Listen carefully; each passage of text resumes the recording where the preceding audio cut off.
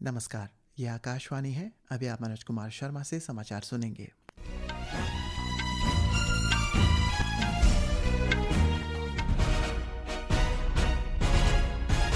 पहले मुख्य समाचार।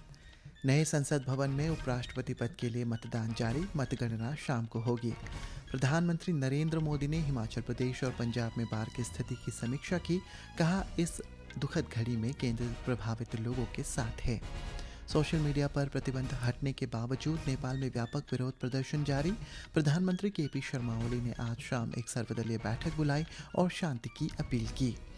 विदेश मंत्रालय ने नेपाल में भारतीय नागरिकों को सावधानी बरतने की सलाह दी। इजरायली सेना ने गाजा शहर को तुरंत खाली करने का आदेश जारी किया। और 17वां एशिया कप 2025 आज शाम संयुक्त अरब अमीरात के अबू धाबी में शुरू होगा। पहले मैच में अफगानिस्तान का सामना हांगकांग से होगा। अब समाचार विस्तार से। नए संसद भवन में उपराष्ट्रपति चुनाव के लिए मतदान प्रक्रिया जारी है। मुकाबला एनडीए उम्मीदवार और महाराष्ट्र के राज्यपाल सीपी राधाकृष्णन और इंडिया ब्लॉक के उम्मीदवार और सुप्रीम कोर्ट के पूर्व न्यायाधीश बी सुदर्शन रेड्डी के बीच है। प्रधानमंत्री नरेंद्र मोदी ने सबसे पहले वोट डाला।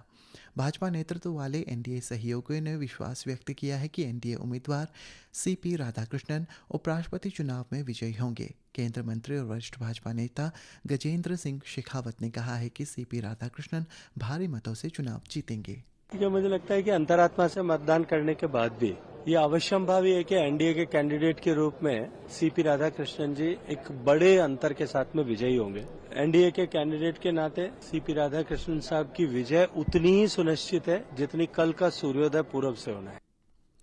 केंद्रीय मंत्री चिराग पासवान ने कहा है कि एनडीए एकजुट है और उसके सांसद अपने उम्मीदवार सीपी राधाकृष्णन के समर्थन में खड़े हैं, जो बड़े अंतर से चुनाव जीतेंगे। भाजपा सांसद अनुराग सिंह ठाकुर ने कहा है कि एनडीए के उपराष्ट्रपति पद के उम्मीदवार सीपी राधाकृष्णन बहुत विनम्र है और उनका जीवन उपलब्धियों से भरा हुआ है और वह भारी अंतर से चुनाव जीतेंगे। वहीं कांग्रेस सांसद रणदीप सिंह सुरजेवाला ने कहा है कि विपक्ष ने सर्वोच्च न्यायालय के पूर्व न्यायाधीश सुदर्शन रेड्डी को अपना संयुक्त उम्मीदवार बनाया है, क्योंकि ये चुनाव लोकतंत्र की रक्षा की लड़ाई है। प्रधानमंत्री नरेंद्र मोदी ने हिमाचल प्रदेश के बाढ़ प्रभावित क्षेत्रों की समीक्षा की। उन्होंने प्राकृतिक आपदा के कारण प्रभावित हुए लोगों को हर संभव सहायता देने की केंद्र सरकार की वचनबद्धता दोहराई है। हिमाचल प्रदेश में अपनी यात्रा की शुरुआत करते हुए प्रधानमंत्री ने मूसलाधार बारिश और भूस्खलन के कारण हुई बर्बादी का मूल्यांकन किया। उन्होंने पंजाब के बाढ़ग्रस्त क्षेत्रों का हवाई सर्वेक्षण भी किया। हिमाचल प्रदेश के अधिकांश भागों में आज मौसम सामान्यतः साफ रहा। भारी बारिश का दौर थमने के बाद आपदा प्रभावित क्षेत्रों में युद्ध स्तर पर राहत और बचाव कार्य जारी है। इस मानसून के मौसम में 370 लोगों की जान जा चुकी है, जबकि 41 अन्य अभी भी लापता है। इस बीच मौसम विभाग ने अगले 3 दिनों में राज्य में हल्की से मध्यम बारिश होने की संभावना जताई है। एक रिपोर्ट। इस बीच प्रधानमंत्री नरेंद्र मोदी ने अब से कुछ देर पहले हिमाचल प्रदेश में आपदा प्रभावित क्षेत्रों का हवाई सर्वेक्षण किया है। थोड़ी ही देर में प्रधानमंत्री राज्य सरकार के साथ कांगड़ा में एक उच्च स्तरीय समीक्षा बैठक की अध्यक्षता करेंगे। मुख्यमंत्री सुखविंदर सिंह सुक्खू ने बताया कि प्रधानमंत्री नरेंद्र मोदी के साथ होने वाली इस बैठक में राज्य सरकार की तरफ से आपदा को लेकर एक विस्तृत प्रेजेंटेशन दी जाएगी, ताकि प्रदेश को आपदा राहत पैकेज मिल सके। रितेश कपूर, आकाशवाणी समाचार, शिमला। मौसम विभाग ने आज पश्चिम बंगाल के उप हिमालयी क्षेत्र, सिक्किम और उत्तराखंड में मूसलाधार बारिश की आशंका व्यक्त की है। विभाग ने कहा है कि उत्तर पश्चिमी भारत में बारिश धीरे धीरे कम हो रही है और आने वाले कुछ दिनों में शुष्क मौसम रहने की संभावना है। आकाशवाणी से विशेष बातचीत में मौसम विभाग के वरिष्ठ वैज्ञानिक आर के जड़ामणि ने कहा है कि इस महीने की 11 तारीख से उत्तर पश्चिमी भारत में मूसलाधार बारिश की संभावना है।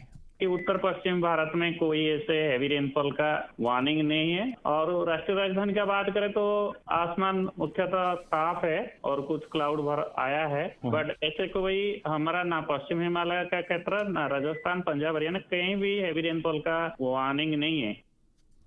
नेपाल में प्रधानमंत्री केपी शर्मा ओली ने सोशल मीडिया प्लेटफॉर्म्स पर हाल के प्रतिबंध के विरोध को देखते हुए आज शाम एक सर्वदलीय बैठक बुलाई है। एक संदेश में श्री ओली ने कहा है कि वह स्थिति का आकलन करने और एक सार्थक निष्कर्ष निकालने के लिए संबंधित पक्षों के साथ बातचीत कर रहे हैं। उन्होंने लोगों से इस कठिन समय में शांति बनाए रखने की अपील की।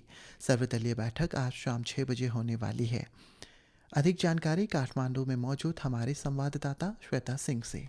कनकलता, देखिए यहाँ नेपाल में कर्फ्यू को नजरअंदाज करते हुए आज भी न्यू बानेश्वर और कलंकी चौक में सुबह से युवाओं ने प्रदर्शन किया है और वहाँ मामला काफी गंभीर हो गया था और काठमांडू और अन्य जगहों पर कई राजनीतिक दलों के नेताओं के घरों में आगजनी हुई है, पत्थर फेंके गए हैं। त्रिभुवन अंतर्राष्ट्रीय हवाई अड्डे से जितनी भी जहाजें उड़ान लेने वाली थी उनको फिलहाल रोक दिया गया है। और देखिए आज 6 बजे शाम को प्रधानमंत्री ओली ने ऑल पार्टी मीटिंग बुलाया है। अभी तक 4 मंत्रियों ने इस्तीफा दे दिया है और होटल हिल्टन जो है उसमें भी आगजनी की खबर आ चुकी है। जी कनकलता। विदेश मंत्रालय ने नेपाल में विरोध प्रदर्शन के बीच वहां रह रहे भारतीय नागरिकों को नेपाली अधिकारियों द्वारा जारी दिशा निर्देशों का पालन करने और सावधानी बरतने की सलाह दी है। मंत्रालय ने बताया है कि भारत नेपाल के घटनाक्रमों पर नजर रखे हुए हैं। मंत्रालय ने कहा है कि सुरक्षा बलों को शक्ति का प्रयोग करने पर बुनियादी सिद्धांतों का अनुपालन करना चाहिए। संयुक्त राष्ट्र ने कहा है कि वो नेपाल की स्थिति पर गहरी चिंता के साथ निगरानी कर रहा है। संयुक्त राष्ट्र महासचिव के प्रवक्ता स्टीफन दुजारिक ने कहा है कि अधिकारियों के लिए शांतिपूर्ण सभा और अभिव्यक्ति की स्वतंत्रता के अधिकारों की रक्षा और उसका सम्मान करना महत्वपूर्ण है। मॉरिशस के प्रधानमंत्री डॉक्टर नवीन चंद्र रामगुलाम भारत की 8 दिन की यात्रा पर मुंबई पहुंच चुके हैं। वर्तमान कार्यकाल में भारत की उनकी ये पहली यात्रा है। इससे पहले डॉक्टर रामगुलाम नई 2014 में प्रधानमंत्री नरेंद्र मोदी के शपथ ग्रहण समारोह में शामिल हुए थे। एक रिपोर्ट। इस यात्रा के दौरान डॉक्टर रामगुलाम राष्ट्रपति द्रौपदी मुर्मू से मुलाकात करेंगे। वे रणनीतिक साझेदारी को आगे बढ़ाने के लिए प्रधानमंत्री नरेंद्र मोदी के साथ बातचीत करेंगे। मॉरिशस के प्रधानमंत्री वाराणसी, अयोध्या और तिरुपति भी जाएंगे। वे मुंबई में एक व्यापार कार्यक्रम में शामिल होंगे। विदेश मंत्रालय ने कहा है कि भारत और मॉरिशस के बीच घनिष्ठ और विशेष संबंध है। ये संबंध साझा ऐतिहासिक, सांस्कृतिक और लोगों से लोगों के बीच आपसी संबंधों पर आधारित है। हिंद महासागर क्षेत्र में भारत के मुख्य समुद्री पड़ोसी के रूप में मॉरिशस भारत के महासागर दृष्टिकोण अर्थात पूरे क्षेत्र में सुरक्षा और विकास के लिए पारस्परिक और समग्र उन्नति और पड़ोसी प्रथम नीति में विशेष स्थान रखता है। मॉरिशस ग्लोबल साउथ में एक महत्वपूर्ण साझेदार भी है। समाचार कक्ष से वैष्णवी। भारतीय अंतरिक्ष अनुसंधान संगठन इसरो के अध्यक्ष वी नारायणन ने नई दिल्ली में एक कार्यक्रम में कहा है कि ऑपरेशन सिंदूर के दौरान भारतीय सैटेलाइट 24 घंटे सक्रिय थे और सभी आवश्यकताओं को पूरा कर रहे थे। श्री नारायण ने यह भी कहा है कि इसरो स्थानीयकरण और प्रौद्योगिकी हस्तांतरण को बढ़ावा दे रहा है, वहीं अंतरिक्ष उद्यमिता को भी प्रोत्साहित कर रहा है ताकि देश को वैश्विक अंतरिक्ष नेतृत्व की दिशा में अग्रसर किया जा सके। इस अवसर पर सेना अध्यक्ष जनरल उपेंद्र द्विवेदी ने कहा है कि भारत की सशस्त्र सेनाएं स्वदेशी रक्षा उत्पादन, निर्यात और नवाचार के माध्यम से विकास को गति दे रही है, साथ ही सुरक्षा और राष्ट्र आत्मनिर्भरता को मजबूत कर रही है। इजरायली सेना ने गाजा शहर में सभी निवासियों को तुरंत चले जाने का आदेश दिया है क्योंकि वह इस क्षेत्र में अत्यधिक बल के साथ कार्रवाई करने की योजना बना रही है। IEDF इजरायल रक्षा बल ने अरबी भाषा के प्रवक्ता ने गाजा शहर में सभी इलाकों में मौजूद लोगों से मानवीय क्षेत्र में स्थानांतरित होने का आग्रह किया है। ये घटनाक्रम इजरायल के सुरक्षा मंत्रिमंडल द्वारा पिछले महीने इस क्षेत्र के सबसे अधिक आबादी वाले शहर पर नियंत्रण करने की एक विवादास्पद योजना पर लिए गए निर्णय के बाद आया है। केरल में राज्य स्तरीय ओणम समारोह आज शाम संपन्न होंगे। केरल के राज्यपाल राजेंद्र विश्वनाथ अरलेकर शाम 4:30 बजे से ओणम के समापन पर आयोजित सांस्कृतिक रैली के लिए रवाना हुए हैं। घरेलू शेयर बाजार में सेंसेक्स और निफ्टी आज मामूली बढ़त के साथ कारोबार कर रहे थे।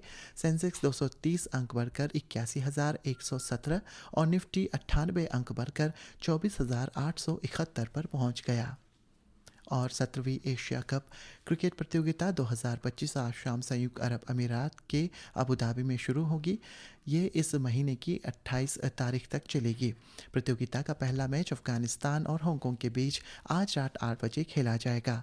भारत अपना पहला मैच कल संयुक्त अरब अमीरात के खिलाफ खेलेगा। वहीं 14 सितंबर को भारत का मुकाबला पाकिस्तान से होगा। ये टूर्नामेंट इस बार T20 प्रारूप में खेला जा रहा है। इसी के साथ ये समाचार बुलेटिन समाप्त हुआ। नमस्कार।